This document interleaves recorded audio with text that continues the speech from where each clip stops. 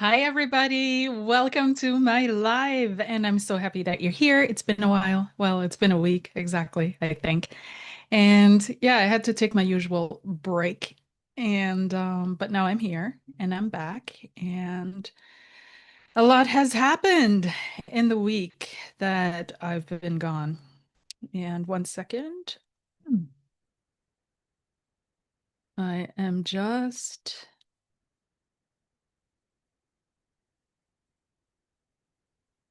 setting up here so that there will be no disturbances, none whatsoever.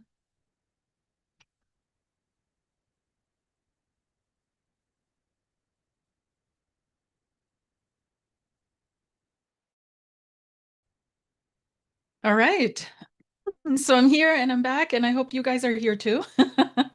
And so grateful to have you here on my channel. And we're going to be diving into some current events topics, but also, of course, your questions. And if you have questions that you would like me to answer, absolutely, please go ahead. The link is in the chat, the description box below, but also here at the top of the chat.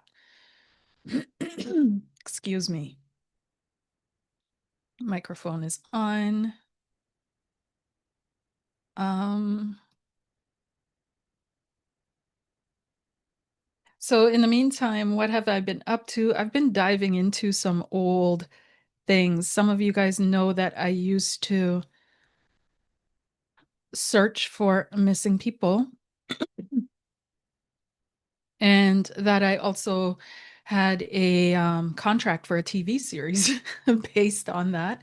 I was working with a group based out of Arizona, and the head of that group was an ex-DEA agent. And he used to work for the DEA. And he didn't believe in all this hocus pocus mumbo jumbo stuff and all this housewife stuff. And he was a hard-going, gun-toting Arizona man. And one day, right before he went into retirement, a psychic solved a case that they had been working a long time on, and he couldn't deny it. Like, it was so obvious that she had solved the case. And that became his turning point, his awakening point, his big question mark in the sky. And then he decided to go on because, he was retired now and bored. And he actually went on a board of Missing Children of America, that group that puts the faces on the milk cartons all across the US. And he suggested to them, and this must have been back in the 90s, I think, early 2000s maybe. But he suggested to them, why don't we work with psychics? And he thought there was going to be a pushback or something coming back at them. And they said, why not? Whatever helps us find these children quicker and or whoever's missing quicker. We want the information. We'll take it from wherever it comes in. And so he started off with a small group of psychics, and that group grew huge. When I jumped in, there were, I don't know. I honestly don't know how many of us there were, but there were a lot. And I think about 150 when I started, about that. But he also had dogs. He had people with planes, small planes. Um, he had search crews like on the ground searching people and stuff like that. So he has a huge getup. And but I was surprised when I first started working with him. I stumbled across him. I don't even remember, honestly, I don't even remember how our paths crossed, but they crossed. And I remember talking to him and him being like, yeah, you're like just this real Arizona guy. I can't put it into words. So anyways, he ended up working, I think I can say this now because it's so long ago, but a lot of the psychics were working with celebrities at that point, or they were working for alphabet soup agencies, which you wouldn't believe. There was a psychic there that was working for Scotland Yard. There was a psychic there that was working for Interpol. And they all pretend like they don't work with people like us, but they do. And I got it into my head, like, I want to be in the background too. Like, I always wanted to be in the background. Those of you that know me know me. That's where I'd love to play. And but that's not my life path. Like, it's just not. So in any case, I started working there, and then at some point, what was it? Oh yeah, there was a psychic working for Demi Moore, and she had told Demi about the whole team that had built up, and Demi told this to Bruce Willis, and Bruce Willis set up a what do you call it? A fundraiser in New York for this group, and that's how that whole TV arc kind of started. And so I ended up signing contracts, and they renewed it every year, but they were having difficulties with the networks, the production company, because they couldn't decide, like they couldn't find a figure, they couldn't agree on a figure on payment, but also when they would be putting the series out. So most of the networks, they have cycles where they run these shows. And so, right at the time when we were getting in on it, they had been running Paranormal State, Long Island Medium. Like there was this whole moment around 2009-ish to 2012-ish, where all these like everybody was slammed with paranormal stuff, right? Paranormal State, Psychic Kids, Chip Coffee was out there. Like there was so much happening. And so they said, according to the TV cycles, it's like a 7-year plan that they have. So they would rotate through these seasons first, which was another 5 years at that point, then have a 2-year break where they would just be doing reruns. And then they would run the series that they had with us. And our production company was like, no, we're not doing that. Like, we want it out now because this is relevant and pertinent stuff. But there are powers that be behind the scenes that are much more powerful than you and me. I believe that, and several of the other psychics on board said that as well, that there was something that was getting into the plans of us getting out there and being known about in a big way and being seen and heard because people are not, or whoever this, whatever was going on behind the scenes, actually and truly, they're not ready for that to be made public yet, that people can actually do this, that this stuff works, that this is an actual tool that can also be used. I know it's exhausting. I can already feel it. Like we all know though, like it's not news anymore. No, but when it becomes something that's official, look how they're dancing around with UFOs and how they're dancing around with all these other things, how they're dancing around the Epstein files right now. Even though that's insanity, what is happening, there is actual knowledge out there, facts out there about people in government position doing heinous things and nothing is happening. And there's knowledge out there that this is ongoing and nothing is happening. So what do we expect when it comes to putting out the capabilities of humanity out there?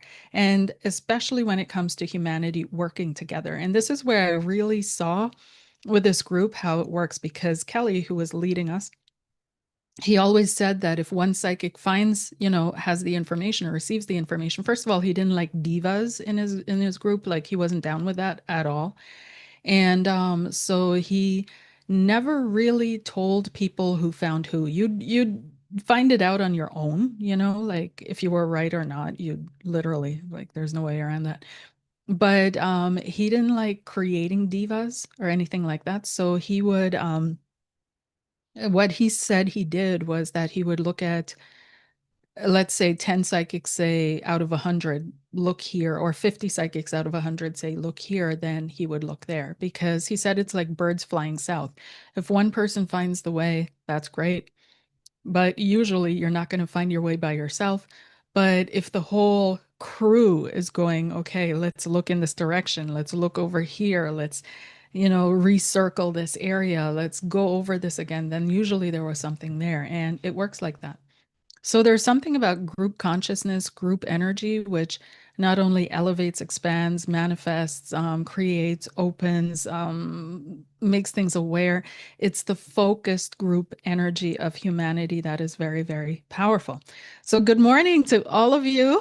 Good morning, Lucky Me. Good morning, Sonoran Sun. And I'm so happy that you guys are here. Yay! And for those of you that are just joining, you can pre-book your question. The link is at the at the top of the chat box. So I've been diving into some getting back into it, like getting back into it, warming myself up.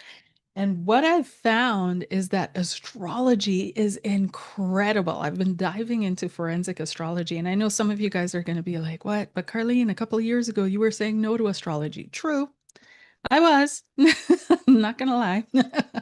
And back then, I was so exhausted with it and how people were using it, and that they weren't really diving into it to really change their lives, but to use it to excuse their lives. That's what it felt more like. But now it's become something else, right? So I feel like things have shifted a little in how people approach astrology nowadays and how they go about things. Um, and I also wanted to dive into Vedic astrology in particular, and I've explained that a couple times because I just feel like it's closer to the original astrology, if you will, and because it's sidereal, and because it's a complete consciousness shift. Like studying Vedic astrology, it's not just a weekend course. It's not just, of course, you can do it that way, but you're missing out on half of it or so much of it. And especially because this is not something that you can learn by yourself from a book. Vedic is for thousands of years, it was a purely oral tradition. So it was purely teacher student transmission. And it still is in a certain way today. So there's lots of stuff that they teach in the schools that will never find its way inside of a book. But there's so much more to that, like the prayers, the mantras, the ceremonies, all of it, the initiation processes. Like I was surprised because I went into it thinking like this is just going into an astrology course like anywhere else, but no, no, not at all. So I'm really happy with the school that I'm signed up in. But in any case, I've been finding with this one case that I've been working on that the astrology is insanely accurate, like down to a, I'm like, oh my gosh, because I walk through the space of where I'm looking for this person and I could feel the pull and I could feel like I'm called over here, I'm called over here. But what astrology does for me now is it gives a backing to what I'm feeling. It gives a backing to what I'm sensing and what I'm picking up. And so when I found through calculating the coordinates, like mapping the astrology on the ground, it was accurate to a T. You guys, I am freaking mind blown. So wish me luck. I'm gonna go back out and I hope I honestly find something. And if you want to know which case I'm working on, just please email me and I'll send you the information. Again, more energy around it. The group is what makes things work, kind of thing. That would be great if I had your support. But the astrology is just blowing my mind. And let me share with you the books that I'm basing this on and that I got into because there's not much out there on forensic astrology, and most of it is in English. And so there's this one YouTube channel because I remembered back in the group, and this is why I'm telling you guys this story, actually. This long intro was back in the group that I was working with, and I stopped working with them around 2017 when I left Germany. But back with the group that I was working with, there was a guy in Sedona. Was it Sedona or Phoenix? Phoenix, Arizona. And he used astrology to find people. And I never understood it back then. It was such a secret. And it was like all these esoteric chart mappings and these esoteric calculations that were just too complicated for the normal mind, to understand and to get. But now I get it. Now I get it. And it all came through this woman, Kirsty McIntosh, and she has a YouTube channel. And she wrote this book on forensic astrology. This is the workbook I have. I have the other book somewhere, like her volume one. But this is the workbook and learn forensic astrology techniques to map the missing. And I'm telling you, everywhere on the map that the person that I'm looking for right now has been, right, is on the chart, is charted. It's insane how accurate. And this one is just the worksheet. So it's just a book with where you can, put your chart in. So I have two charts. I have the tropical because the tropical I need for the Sabian symbols because they're amazing with this too. And then I have the one for the sidereal. So I just, yeah, go a couple sheets ahead. And I haven't filled it all in clearly yet. I just did the tropical. But it is amazing. And this book will literally give you the forensic understandings for all the houses and all the signs. So it's a completely different, how should I put this? A different reading of the chart. And some things of your normal natal chart reading, like third house Aries or whatever, it still applies.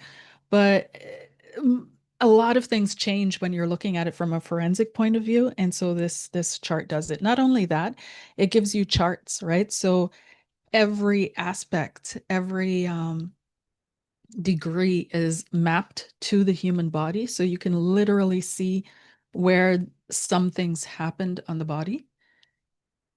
And she has a bunch of charts in this book that are just really very, very useful. And she explains it amazingly. And she, like I said, if you check out her, and she doesn't know I exist. I'm just sharing you with this with you guys because I like it and I feel it needs to get out there. But she also wrote Places According to Planet to search. And it has been completely accurate. I'm just waiting for the last missing piece to fall in. So, yeah. So, you guys that are into this kind of forensic stuff, have fun with it. And if you order that book, let me know. It's awesome. And yeah. All right. So, what else is new? Well, that's what I've been kind of sort of up to. And there's some other stuff that I've also been up to. But otherwise, I think what we're all up to is watching what's going on in Iran and the United States. And it's been quite an interesting unfoldment of events. And so yesterday, or was it the day before, Bibi Netanyahu went on record saying he was quoting from a book that he had read. And give me a second, let me just pull this up again. But in effect, he was saying that the devil is more powerful than Jesus Christ because if you have a set intention, then that's going to override whatever goodness is in the other person. One second here. Let me pull this up and share it with you. Yeah, unfortunately, Jesus Christ is not stronger than Genghis Khan. Um,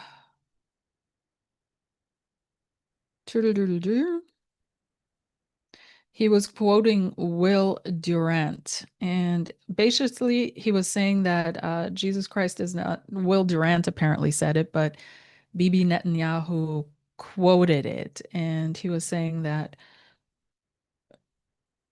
yeah, because Genghis Khan has more drive, because if you are strong enough, ruthless enough, powerful enough, evil will overcome good. So, of course, a lot of people were like, okay, make it make sense, make it make sense. So, let me see if I can share this here. Share screen. One second.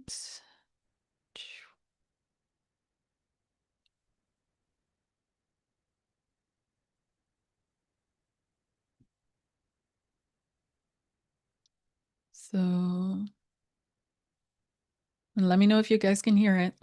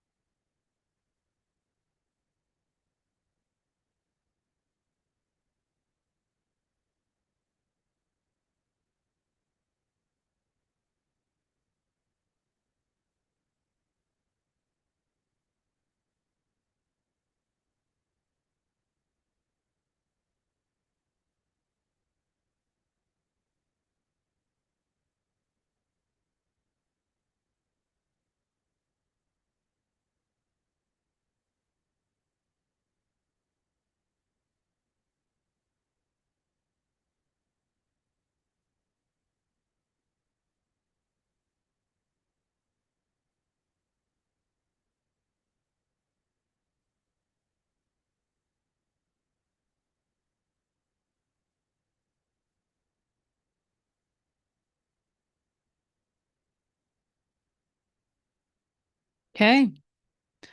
So I'd love to know what you guys think about that. Whoops. I want to stop sharing. And what you guys think about that, and if you agree with him, Is this can't hear? Okay, let me try this again. 1 second. Mm-mm-mm.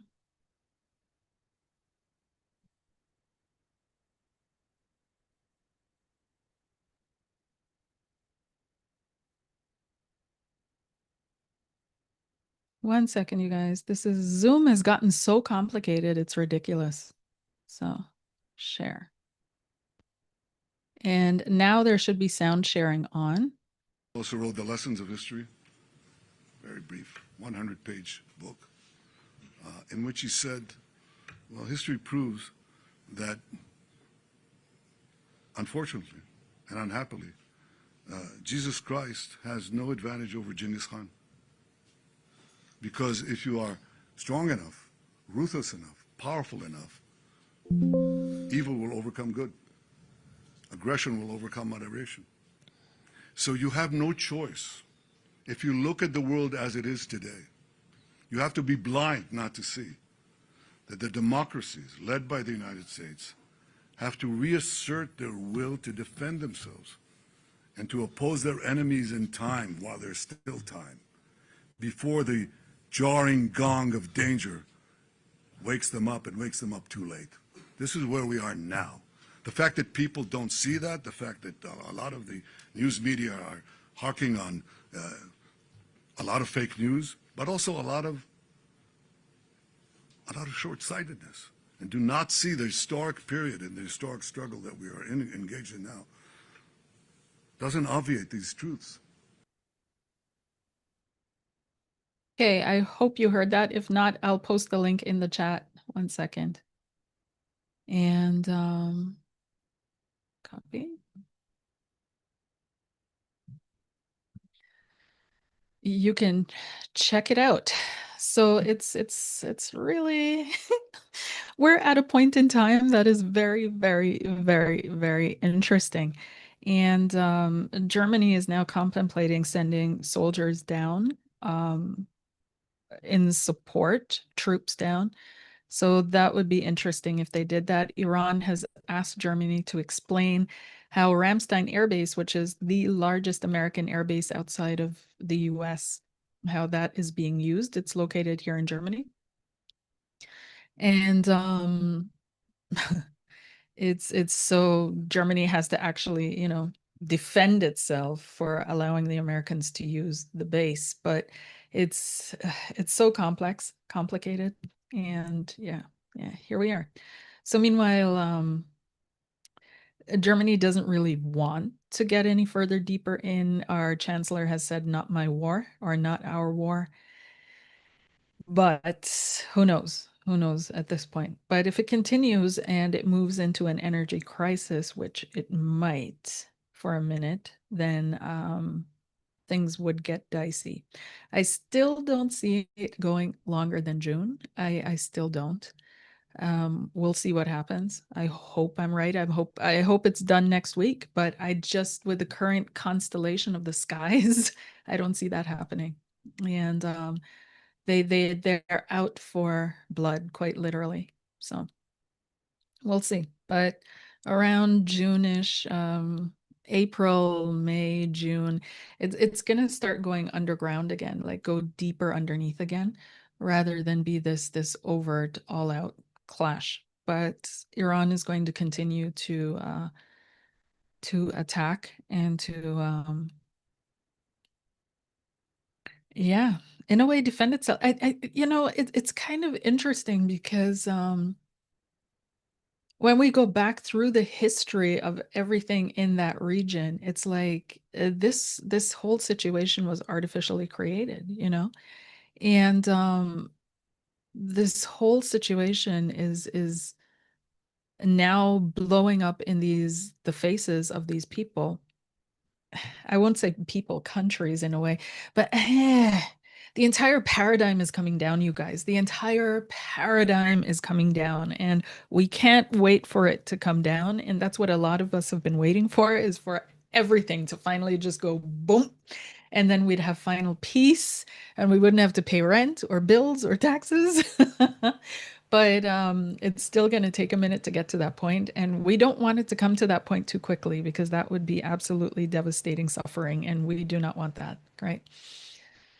But we're headed there. We're headed there. The long stumbling around that I'm doing right now is because for myself, I don't really want to acknowledge that we're literally at the threshold now. And you guys know, like I always tell you, we're there or we're not there from the information that I'm getting, and I'm getting the feeling we are we are standing at the threshold of it, and it's not going to take much longer. Not going to take much longer. I feel like the summer, the beginning months of the summer might be quiet. Going into winter might be quiet, but next year is definitely not a quiet year, and the year after neither. Okay, so let's get into it and have a look. And yesterday was the equinox. How did you guys celebrate? How did you guys celebrate?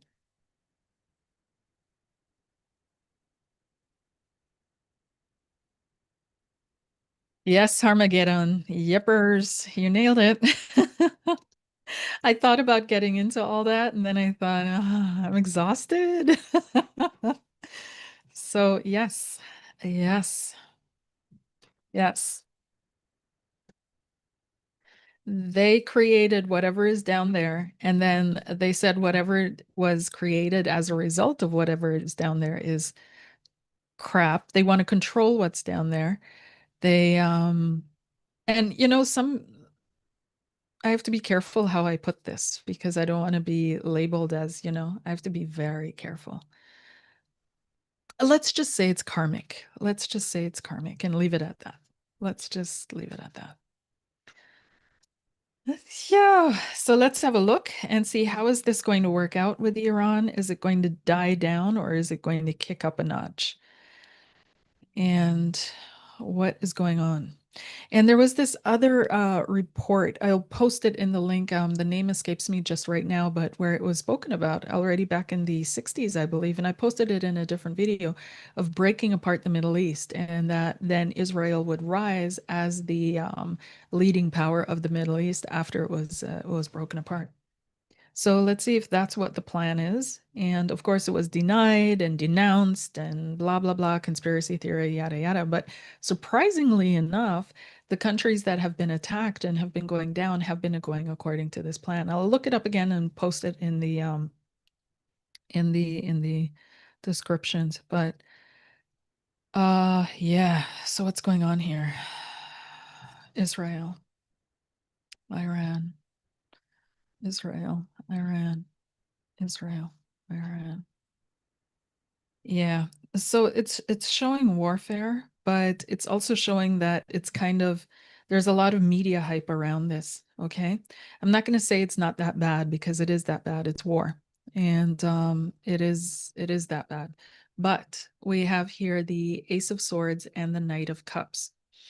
So the Knight of Cups, we see this boat, and that makes me think of the Strait of Hormuz, and that it's the line in the sand is not really being crossed. And that would be if they absolutely, completely, totally shut this down. And so they're not really doing that. It's still kind of a I won't say open, but it's still not fully, yeah. There's something here that's not negative. Let's put it that way. And the Ace of Swords is indicating a quick decision that is coming. Now, I pulled two lines, like a relationship reading for Israel and Iran, and let's have a look. So between them is straight up war. Knight of Swords represents warfare, represents battle, fighting, getting in between each other, stress, tearing down town structures, and so on and so forth. And on Israel's side, what we have here is they're having fun with it. Three of Cups, they're kind of Three of Cups, this is on the mental level. This is nutters.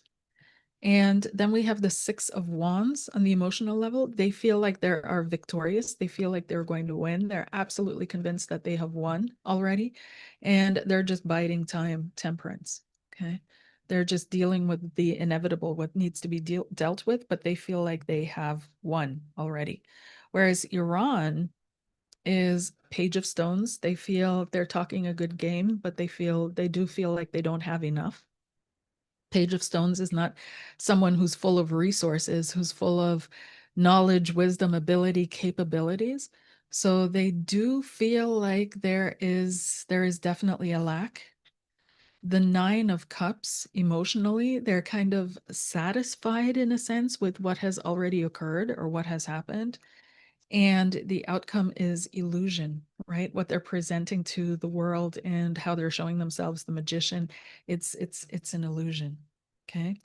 So that's why another reason I'm feeling like this is not going to last too long. This is really literally what I'm feeling. And it's going to be brutal, it's going to be hard, and it is that way because they literally want to break the back of this country. They want one hard slam now, and so that it never gets back up, never gets back up, never ever gets back up again.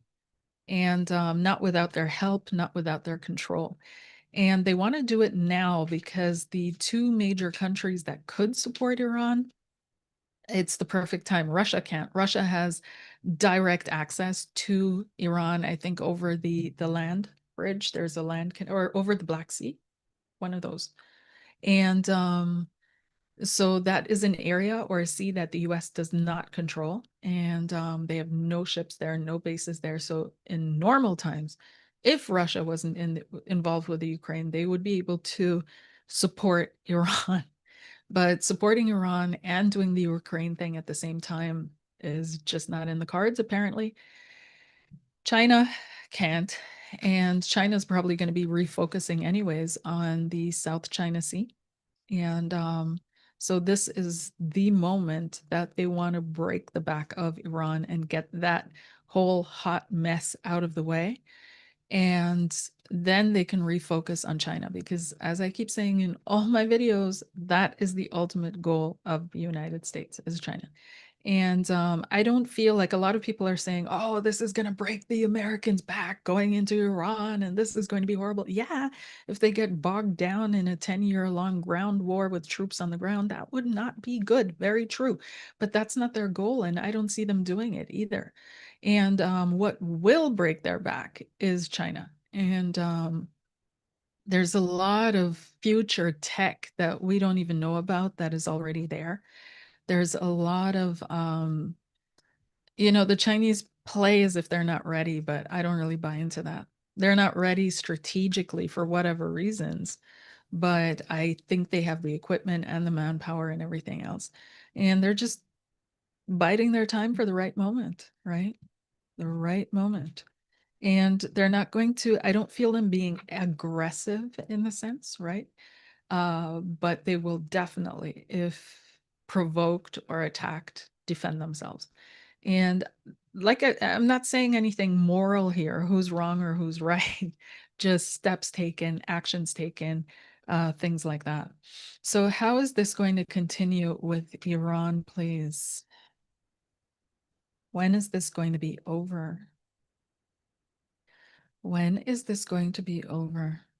We've got the sun and judgment. Oh, that's not good. We've got the 10 of cups, 4 of coins, and the wheel of fortune. So there's a whole cycle that seems to need to turn first, 10 of cups, and to be fully satisfied, to be fully, the goal is satisfaction. These countries, they want to feel satisfied. They want to feel something, like the satisfaction of the crunch when you bite into something crunchy. And they're not going to let go until they get that satisfaction point. And here we have the Four of Coins. Again, this unwillingness to release, this unwillingness to let go. We have the Wheel of Fortune, which is usually approximately a year. 10 years for some. And here we have the sun, which is also approximately a year, and the judgment. So let me pull one more card for the actual, because this can also mean that they're just tensions, but this full out explosive blow up. How long is this going to last, please? Page of Swords, right? So this is quick. It's going to blow over. It's going to blow over. So I know we're hearing in the news lots of stuff, and the headlines are horrific. And but I kind of figured that it would be a hard, fast punch, and really, so that Iran does not get back up again. It does not get back up again. How is Khamenei doing? The son that is now in charge and ruling. He's out for blood. He's out for justice. He's definitely, but he also wants to back the ruling. All of a sudden, I had this image of all these senators and all these Congress people and all these politicians, and him wanting to back that structure, like the governmental structures of the country that he's from. He wants to back that. Okay, justice. But some people say he was severely wounded in an attack, that he's not really leading, that it's AI videos of him, blah, blah, blah. So, but he sees this as the great work of his life, and he's ready to die for this. Okay. He is ready to lay his life down for this. So this is all not good. This is all not good. Yeah. But the problem is the cards that are popping up is also that they're having fun with this. You guys, they're laughing at their tables, they're having meetings and deciding over the heads of humanity and just laughing. Okay. So yeah, yeah. Just like they denied Project 2025, but everything they've done has synchronized with it perfectly. Absolutely. And 2030, right? 2030, same thing. So there's a definite timeline that we are on here. Definite timeline that we are on. If you guys have any questions to anything currently happening, current events, maybe in the US or something big that I'm not aware about, let me know. Aware of, let me know in the chat. Otherwise, I'll move out of this energy because it is, I'm not feeling it. I'm not feeling good diving into this. And I think I got the answers that we're looking for. Is this going to last?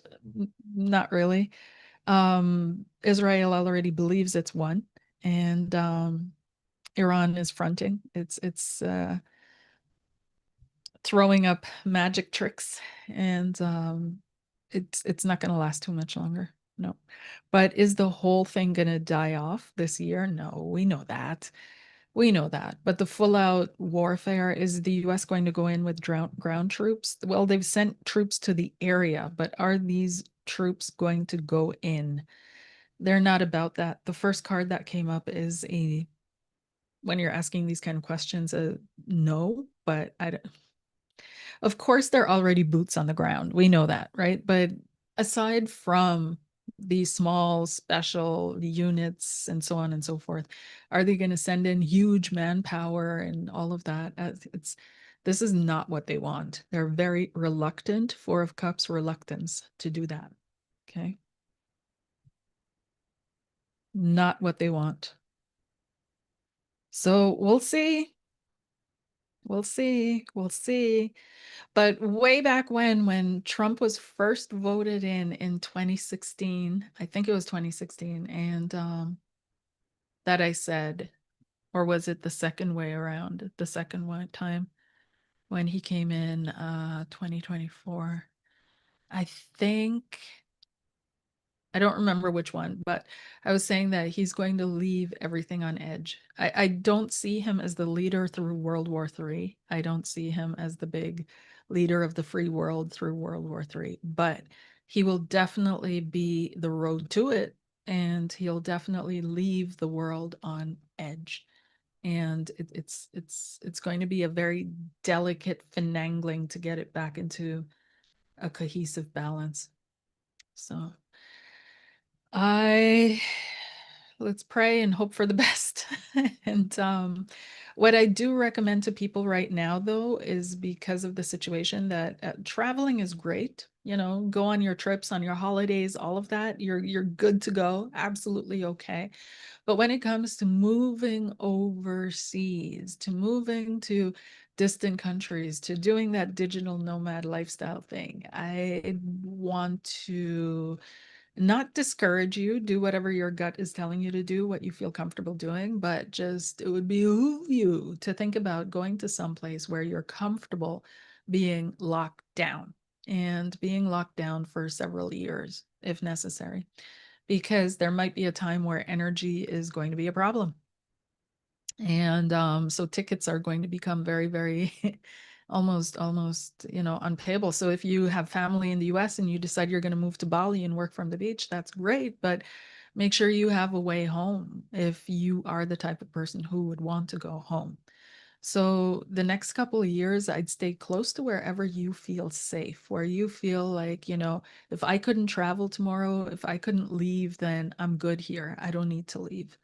And wherever that is for you. And hunker down. That's really, and my predictions are usually a little bit early for whatever reason.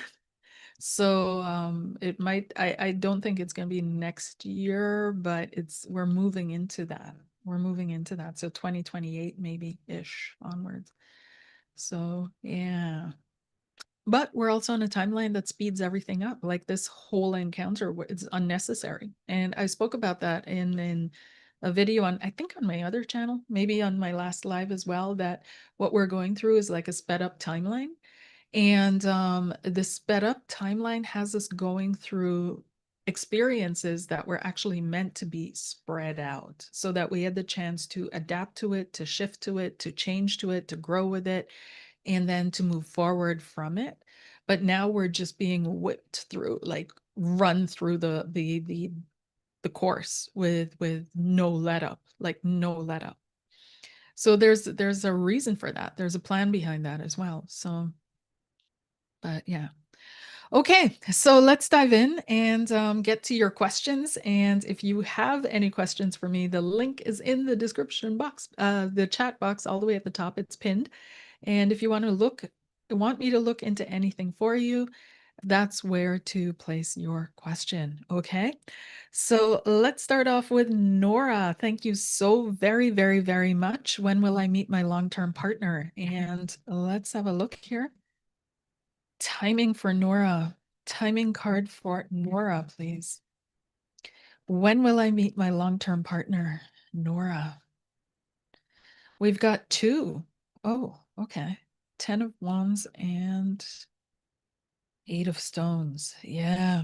Okay, so life feels heavy for you, Nora, and it feels like you're carrying the weight of the world by yourself with the 8 of Stones and the 10 of Wands. It's all work, work, work, no fun, no play, and it feels like everything is just on your shoulders by yourself.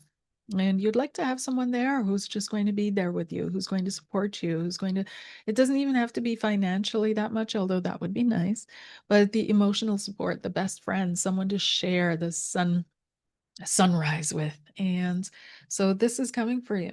Okay. We've got the 2 of Wands. It's currently in the making. Okay. So I'm feeling that this person that you're, because for some reason I focused on this distance here. Okay.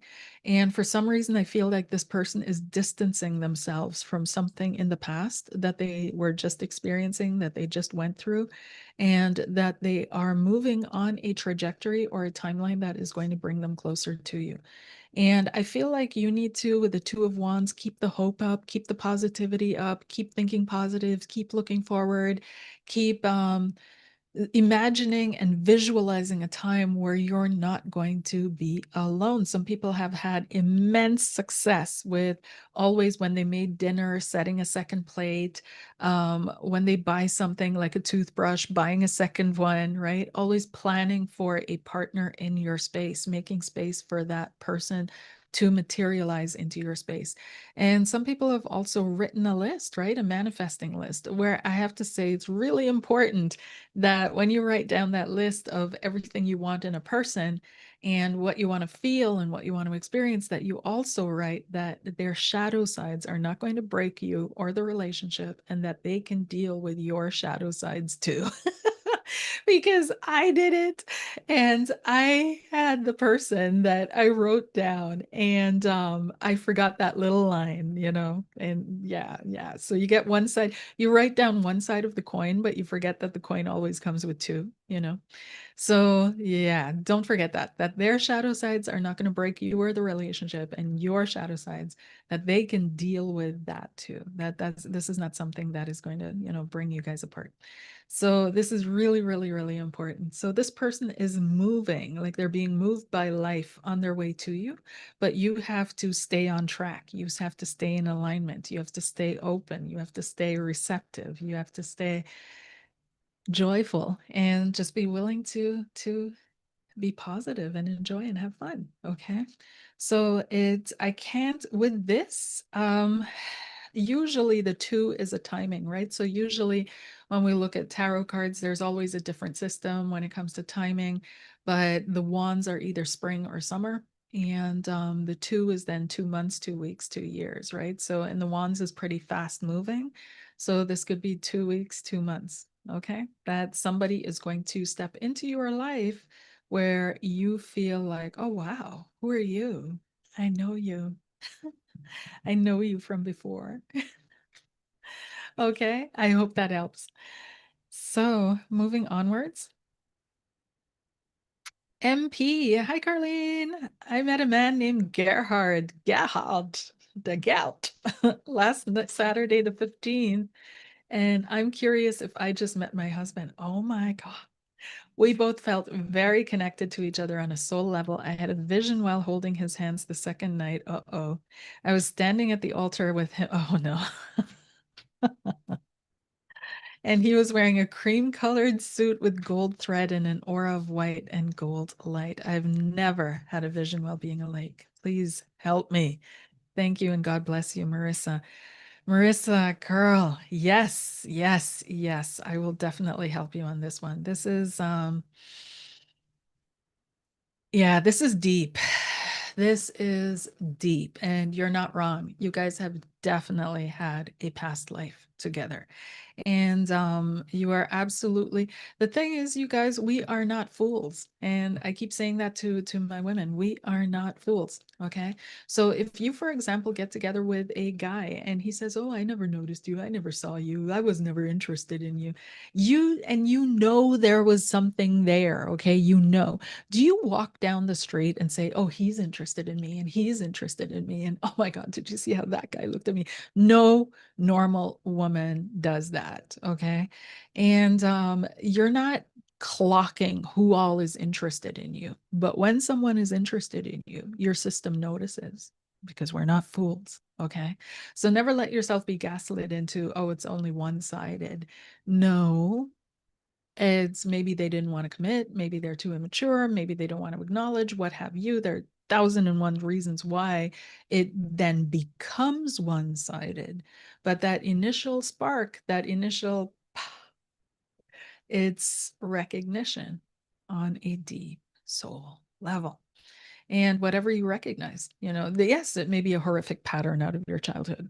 Might be, but that's the funny thing, is that we kind of recognize those too. We do. We do. But that's a whole, I don't want to drift off somebody's question. So, anyways, yes, this is definitely a past life connection. You have had a past life with this man. You have known each other intimately, probably over lifetimes. And this could be, and we're going to look now, a reunion. This could be a reconnection. And we want to make sure that this is not the false twin. And why did I laugh and go, no? Because I had a false twin in my life, and I had visions, and I saw everything that I thought, oh my gosh, it just validated. And then I did my chart. And after everything went sideways and south and we'd been separated for years, and I did my chart and I had a look at this relationship, this connection, and it hit everything. This was also the one I was speaking of before, and I didn't even know this question was coming up. So it's all about rehashing this. But I looked at, the list I had, it was everything I'd had on that list, but also the astrology, everything matched except for one little, very important though, connection that wasn't fully a match. But everything else, he was coming in and showing up in an energy that my system recognized as, this is the twin flame energy. This is the soulmate energy. This is the one. And it was right there in my chart. And we had a connection over lifetimes, but he was never the one. As a matter of fact, he was someone very dangerous from my past lives, which is amazing in Vedic astrology because you can go right into it and see it. But it was very dangerous for me in past lives. But this one, I'm feeling for you, Marissa, like this is a little bit more. And it's interesting because I had a similar vision where we were standing on a beach, though. We were standing on a beach and saying yes to one another. And I always thought, at the time, why can't this manifest? We're having so much difficulties and I'm having these visions and I'm seeing what we could be, but that's not what we are. And it was just a nightmare. So let's see here, Marissa. Oh, yo, Marissa, my love. I seriously recommend you get his birth details and get a really good Vedic reading. I absolutely recommend that to you, okay? Where you can look into the past lives of the two of you, because I told you that whole story and actually, it's personal, but I told it to you for a reason, and it's coming up and out for a reason. And these cards are like, okay, so the first card that pops up for you is strength. This is going to take a lot of strength. Now, this card also in other aspects is also lust. So there's a strong connection. There's a really strong, powerful connection between the two of you. And this might be something that life itself has brought you, the Wheel of Fortune, to do with it, whatever it is that you need to do with it. And I don't want to, honestly, this is such a deep connection for you. I don't want to tell you what that is. That would be overstepping, right? Because this is something that you definitely have to experience in this life. It's a must. There's no way around it. Okay. But the final card is the Seven of Swords. So there's something that is deceptive here. There's something that is not being fully revealed here. Okay. And this doesn't mean him necessarily. We've got the Two of Swords, and that's an indecision, an impasse, and a block. And we've got the Lovers. Okay. So this could have been a past life. I keep getting these past life energy with you guys, and there may have been something that was broken off, not completed, not followed upon, not followed through with for whatever reason out of past life that is now coming up for completion and resolution. Okay. So that's what I'm feeling. And I have to say that no, you're not crazy. No, you're not delusional. No, yes, you guys have a definite deep connection. I can feel it. I can feel the past life connection with you guys. I don't feel like you have to be careful in the sense, right? Because this is a connection that you're meant to experience, but be open to being changed and transformed in ways that you can't control, than ways that you can't anticipate, in ways that you don't expect. And you can prepare for everything, but not what this relationship is about to bring. And you have to be okay with that. In addition, like I said, it doesn't have to be with me, but get a really good Vedic reading with someone you trust and have them look into the past life connection of this relationship. And I think it will give you a lot of explanation and food for thought. Okay. I hope that helps. Alrighty. Harmageddon. Hi, Karleen. Hi. I hope you are well. Yeah, I never liked the US, even though I was brought here as a young boy, and family ties have bound me here ever since. Now, with everything going on here, the desire to leave is implacable. Will I ever do so? And you wanted a Prashna reading, so we are going to do a Prashna reading. And for that, I am going to share screen again. Share Jagannatha Hora. And here you have your Prashna screen. Let me just refresh it. Oopsies. So you guys don't see where I am. No, it's not. But okay, whatever. So what do you have here? The Tithi is Shukla Panchami, and Jupiter is governing that. We've got the Vedic weekday of Sunday, of course. We've got the nakshatra of Varani. We've got the yoga of Vishkamba, Bhava, Jupiter, Rahu, Udyoga. And the chart.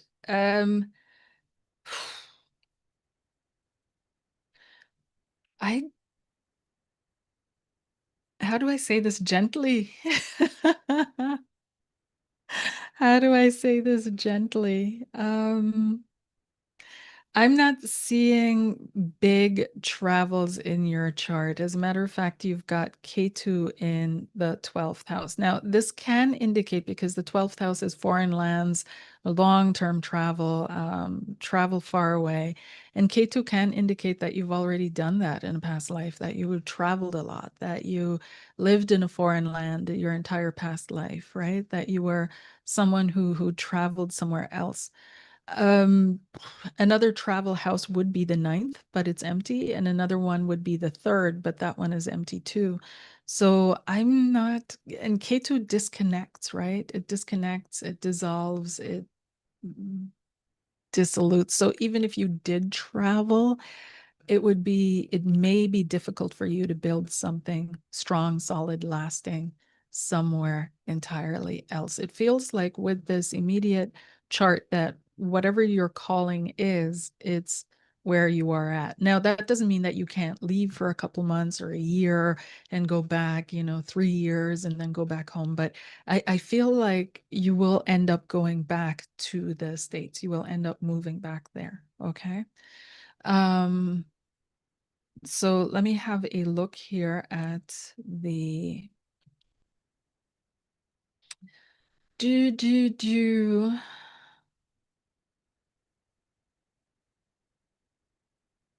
do do do.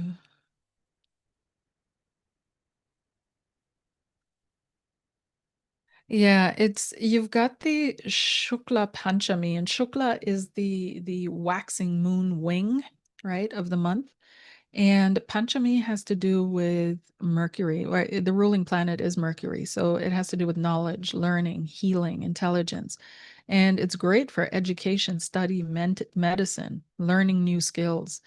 But this is not a travel kind of Tithi. But it's a Tithi that's all about education, furthering your education, gaining new credentials, digging into that. Fantastic for healing. Fantastic for healing. When it comes to the nakshatra of Bharani, Bharani has a little bit of travel in it, but it's more short term kind of, not really big, huge. It's not really about that. So that's not bringing travel either. So I'm sorry, but let me put that short to you. It's a no. Plus the last one here, there's Guri Panchanga, and for some reason that always jumps out for me. That's the one that really, even if everything above it is positive, and no Tithi, and Tithi is this part of the chart here, right? So the Nakshatra, Yoga, Karana, Hora Lord, Mahakala Lord, all of that. Nothing is ever going to be perfect, completely perfect. It never is. But for me, the more I do this, every astrologer develops their own thing, right? Their own connection with the chart. And for me, what's really important is the moment, the Guri Panchanga down here. And for some reason that always tells me yes or no. And that one is a no. But that doesn't it really shows me that life has something really life has a plan for you, you know, there's a plan for you, and it's like you can't run away from this plan. This is what you're going to be doing. This is what you need to do. This is what we want you to fulfill. Okay. So, but I feel like because Ud Yoga is so, it represents also anxiety, agitation, pressure. It's inauspicious. It's a little unstable, that you're feeling that energy very, very strongly, right? So this is, like you said, this is what's driving you, like just this irritation of being in this country. But I feel like if you could maybe find a different state, right? So this doesn't mean you're not leaving. This doesn't mean you can't move within the US, but maybe there's somewhere else within the US that will make you feel a little bit better. And we can do relocation astrology too. That's absolutely no problem. We can have a look at that and see where in the US would be more conducive for you. And because the US is huge, absolutely massive, there's got to be a corner for you. And we can definitely have a look at that. Okay. So, yeah, anything else here? Mm, mm, mm, mm, mm. Let me have a look.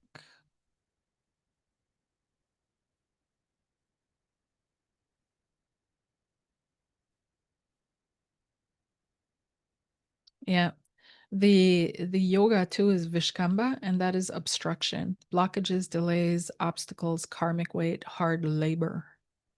This is Saturnian energy. This tests endurance and perseverance. Yeah, I'm sorry. I think we can make it happen, absolutely. But right now, the energy is not rolling with you for that. But what it is rolling with you for is definitely healing, learning healing, practicing healing, engaging in healing. And that can look so different in so many levels. Okay. So I hope that even though it's not necessarily the yes you wanted to hear, I hope that helps clarify where your energy is best directed to now. And that can build up a whole different reality, which maybe brings you out of country on a regular basis. So you're only there on a, having a solid foot there, but then you're always traveling, you're always on the go. Okay. So let's have a look at the next question here. Erin, I've taken a completely new approach with my weight loss journey. No cardio, strength training, and taking iron supplement consistently, basically focusing on lowering cortisol.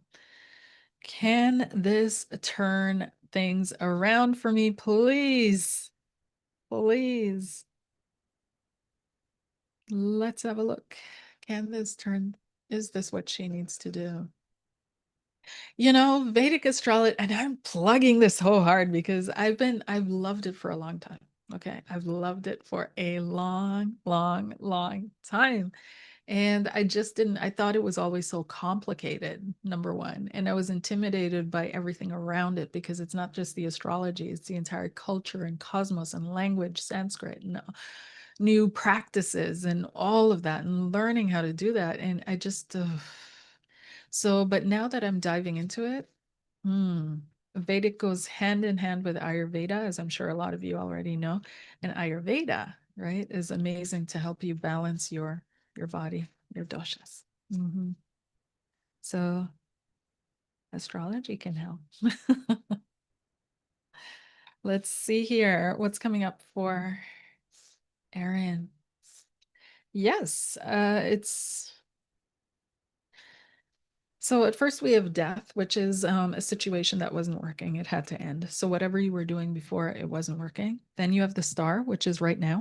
And so this is what you're hoping for. And what you're hoping is going to work out for you. And there's new hope, new dawn. And then you have the Seven of Stones. You have to be consistent with this, right? So don't feel like, oh, this is not working. Oh, I'm going to stop halfway. You have to see it through till you see results and then continue. Okay. So I feel like, yes, it's going to work for you, but consistency is key. Okay. That's the main thing here. All right, I hope that helps. Okay, moving onward. My second job didn't renew my contract. Can you pull a card for my financial outlook? Let's see here.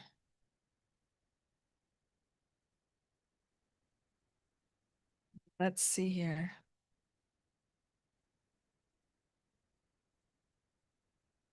Let's see here. Financial outlook or Shaka financial.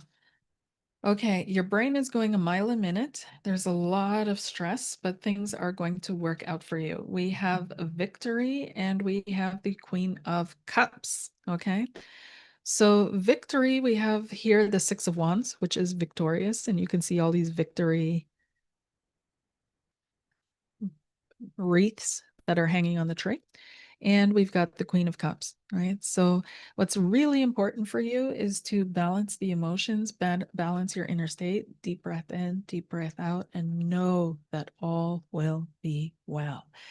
And it's so easy to say, and I know it's so easy to say, but when your system is going haywire, it doesn't help. It just doesn't help. And yes, we have to acknowledge that this is not about denial or sticking your head in the sand. It's about taking 2 minutes every day to simply regulate so that your mind runs properly, functions, sees opportunities, isn't too stressed, doesn't really overwhelm itself.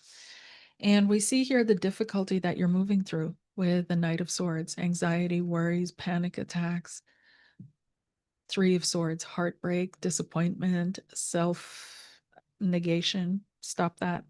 Stop that. You're good. You're good. You're really, really, really good. You're doing fantastic. You're doing an amazing job. And do not worry because God protected you. Where these doors close, do not go run them down again. Whoever doesn't want you doesn't need you. Okay. Like there's another door opening for you. And we see that with the final card, Nine of Cups. Leave in peace, right? Leave in peace, sail away because there's something bigger, better, brighter, bolder, more that is waiting for you just around the corner. Okay. So start applying for new jobs, put it out there, be absolutely positive, be absolutely grateful, and say, thank you, God, even though it's an annoyance. Thank you, God, for saving me from this. And know that you are going to sail into safe harbors. You are going to find a new job. And the Nine of Cups is a guarantee, like that is wish fulfillment. And it's 9 days, 9 weeks. Okay, 9 days, 9 weeks. The cups is a very short time. Like it's not long. The cards that take longer are the pentacles. That would be horrible. But cups is pretty, you just have to get your emotions, the cups regulated, and then things start flowing again. So you're not out of the flow, Shaka. You're completely in the flow. You just have to trust that flow and really take a deep breath in, deep breath out, regulate, be in gratitude, and then move forward. Okay? I hope that helps.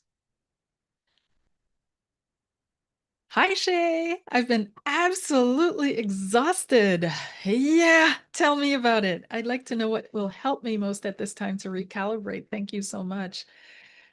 Girl.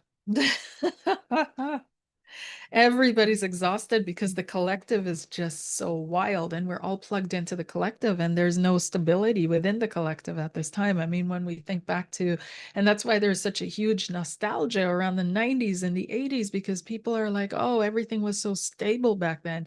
And we know that grew up in them that it was a different kind of, it wasn't stable either, but it was different. It's not like this now. So, it's it's really learning to push past connecting, and this is the tricky part, this is the really difficult part, is pushing past connecting with the collective and pushing into the connection with the divine, with God, and really carrying that in your heart at all times. And yes, right now with everything that's happening, it's going to give you a sense of peace. It's going to give you a sense of even joy and happiness in spite of everything that's going on around you. So it may make you feel a little disconnected or deluded, sure. But that's what we're supposed to be doing anyways, and letting ourselves be guided out of that space with the divine, out of that connection with the divine. And you'll find yourself in the right place at the right time, doing the right things, saying the right things, connecting with the right people, all of that. So we've got here your overthinking pattern, okay? You are stuck in a decision cycle or a decision loop, trying to make a decision that is very tricky and difficult for you. We've got the Queen of Swords and the Nine of Swords, okay? And so your mind is going around and around and around again over this decision. And this decision may have to do with something to do with work or your home or both, okay? And we've got, what will the outcome be? Yeah. So this is tricky. This is a connection, relationship, traditions, expectations of others, familial expectations, these kind of things. And your mind just going around and around and around thinking, what should I do? And so it's really important that you ground and you pray. And that's the thing that came up for me, because you're not looking for a question from an answer to your questions from a logical point of view, where this is logical, that is logical. You already know that and you can figure that out for yourself. But what is the morally right thing to do? What is the right thing for my soul growth, my soul development? How do I do what I need to do without damaging others, hurting others? That's what's coming up for me right now. And how do I move through that? Okay. And it feels like, yeah, okay. Movement is going to come in time with the King of Wands. You will be inspired to move into a specific direction, and all the resources that you need will be gifted to you. Okay. You will have what it takes, you will have what you need, you will have what is required, the Emperor. Okay.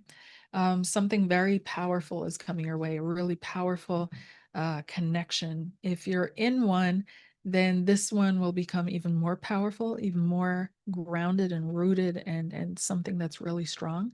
If you're not in one, this is coming your way. Okay. The Emperor. Okay. So creating a firm basis, firm ground, but you're okay. The main thing for you is connecting with the divine so that you can hear what it is that you really need for your soul. Okay? Prayer, not necessarily meditation, but prayer is really good for you. And pray in singing, right? So your songs, singing songs, that kind of thing. That's somehow that's your access. So when I say prayer, you guys are connecting with the divine, it's in your unique way. And it doesn't literally mean kneeling at your bed with your elbows on the bed. It means being in this state of awe, in this state of surrender, in this state of connection, in this state of feeling the divine moving within you. Okay. All righty. So, um, Elena, thank you. Relocation and timing for it, if relocation is in the future for me.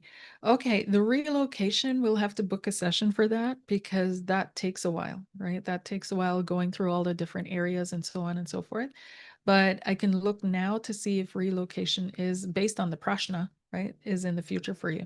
And let's hope that this Udyoga has shifted out. But here we are, you guys. It has shifted. Oh my gosh, I'm so sorry. I'm so sorry. Harmageddon, if you'd asked like a couple minutes later, it would have been a different answer. But here we are. So I'm going to share the screen, and this is for Elena. So you can see that this is I just refreshed it, and you guys have already seen where I am anyway. So here's the time, the actual time that it is here. And it has already shifted. So the Guri Panchanga, the moment is in Shubha, which is absolutely, or the Chogyadiya, that is absolutely amazing. That is great. That is blessings upon blessings. So a relocation is in the possibility for you. This is auspiciousness wisdom ceremonies. It's run by Jupiter. The guna is what is this? Sattvic. Yeah. So it's all about praying, okay? Praying to the divine to put you on your path, and those prayers will be heard. We've got Venus as the Kalala Lord, Jupiter, which is over rules Sagittarius and the sign of travel itself, right? We've got Bhava, which is blessing. Vishkamba is kind of negative. So it's not going to be completely easy, but this is my thing, like my personal thing that triggers to me what works and what doesn't, and it's good. So you're good to go. You're good to go.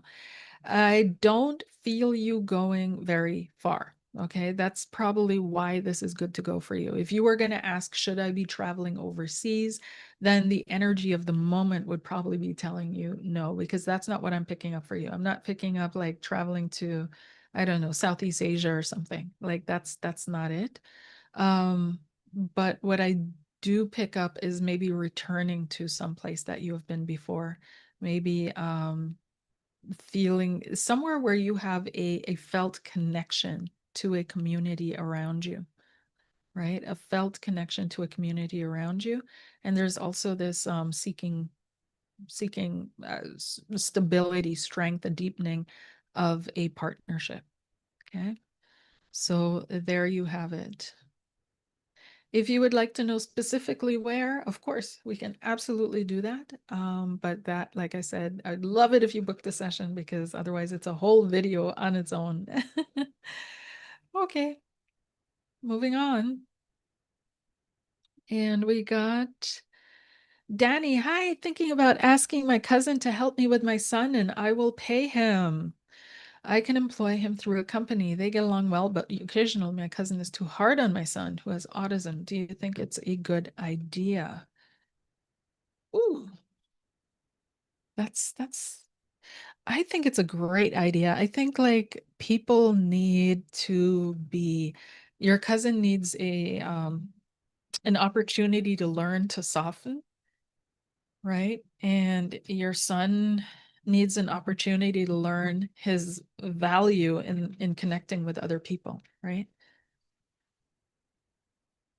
That people have things to learn through him. Let's see here. Is this a good idea for her to have her cousin's son, autism?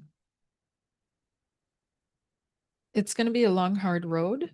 There's a lot of resistance that you have to break through. Okay. So there's some entrenched resistance in here. I don't know what this is. You'll know. Nine of Wands and the Eight of Stones or Eight of Pentacles. Hard work, entrenched resistance, somebody being very stubborn about something. Okay. We've got the Nine of Swords. We've got the Five of Cups. And we've got the Death card. Okay. The cards are saying no. Sorry. Okay.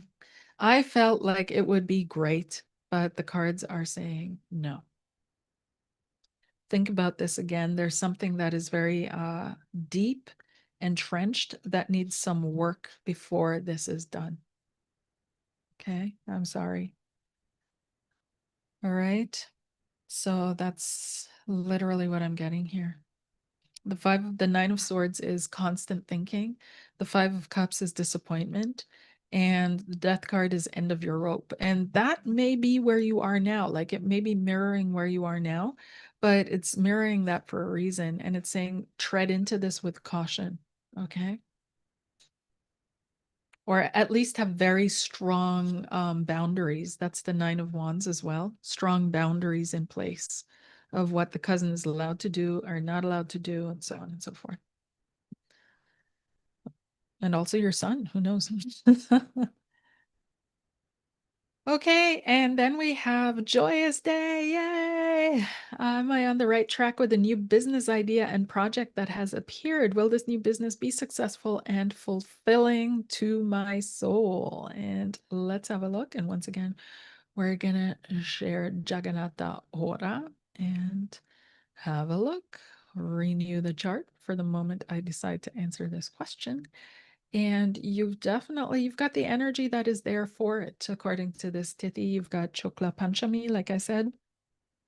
And You've got Sunday, which is the sun's day. You've got Panchami has to do with learning new skills, right? Education, study, learning new skills, so on and so forth. So anything to do with healing is, if that's the direction that you're going in, because it's tied to medicine as well, that's great. What else? Wisdom. Vishkamba, like I said, is kind of, yeah, this has to do with overcoming, but remember that overcoming obstacles and delays and karmic weights, these are not necessarily bad things. See them as like resistance, like in the gym. This is good for hard work, resilience. There's something karmic about what you're about to step into. Mm, what else here?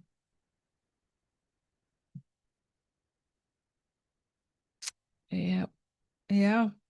Bharani is I guess you could say death and rebirth, discipline, sexuality, creativity. It's it's good. Bhava is also good. It's blessings. Mm, existence, being, it's movable. And this is auspicious. Bhava is really auspicious to start new work.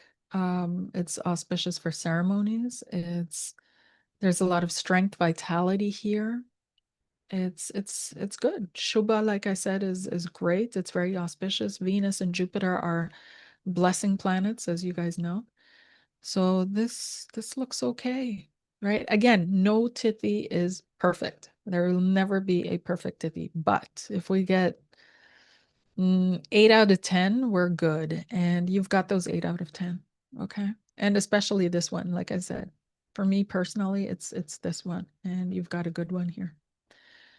All right, so I hope that helps. But yes, yes, it looks like I feel like, when it comes to this business as idea and project, it's about you getting into it. It doesn't really matter what it is. You could ask me, should I go running? Will this fulfill my soul? Should I don't know, eat donuts, right?